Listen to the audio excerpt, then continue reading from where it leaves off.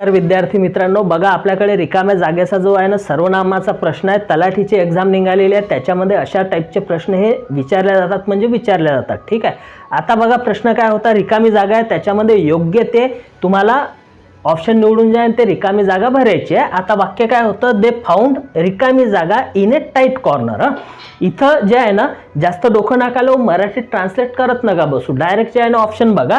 हे बघा, हीच हिमसेल्फ आहे, हर सेल्फ आहे, देम सेल्फ आहे, नंतर इट सेल्फ आहे. एक एक ऑप्शन आपण बघणार आहे. हिम आपण केव्हा यूज करतो, जर वाक्याचा सब्जेक्ट ही आहे ना तर ऑब्जेक्टिव्ह प्रोनाउन काय होते, हिम होते. ठीक आहे. त्याच्यानंतर वाक्याचा सब्जेक्ट जर शी आहे ना तर काय होते, याचं ऑब्जेक्टिव्ह प्रोनाउन हर होते. ठीक आहे.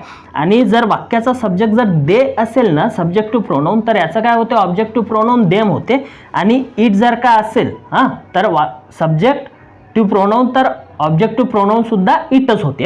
आता हे काय बघितले आपण, सब्जेक्टिव्ह प्रोनाउन आणि ऑब्जेक्टिव्ह प्रोनाउन. मग इथं जर का हिमसेल्फ असेल, हरसेल्फ असेल, देम सेल्फ असेल किंवा इट सेल्फ असेल तर याला रिफ्लेक्सिव्ह प्रोनाउन म्हणतात. ठीक आहे. रिफ्लेक्सिव्ह प्रोनाउन म्हणजे काय होतं की हे तुमचं सब्जेक्ट आहे आणि इथं रिकामी जागा काहीतरी येणार आहे, तर याचंच रिफ्लेक्शन जे दिसेल ना त्याला रिफ्लेक्सिव्ह प्रोनाउन. सध्या एवढंच जे आहे ना शॉर्टमध्ये समजून घ्या. ठीक आहे.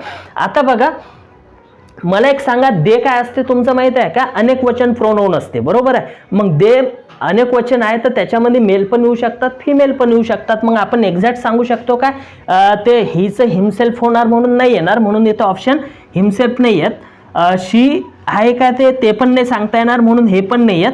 त्याच्यानंतर बघा, देम सेल्स हे तुमचं उत्तर असणार आहे, जे की देचं काय होते, देम, आणि त्याचं देम सेल्स म्हणजे 3 नंबरचं जे आहे ना तुमचं हे उत्तर असणार आहे. आता विद्यार्थी मित्रांनो हे बघा, इट केव्हा यूज करायचं, इट जर का पक्षी असेल, प्राणी असेल किंवा निर्जीव वस्तू असेल किंवा असं एखादं नाउन असेल की ज्याचं जेंडर तुम्ही सांगू नाही शकत, तेव्हा इट यूज केले जाते.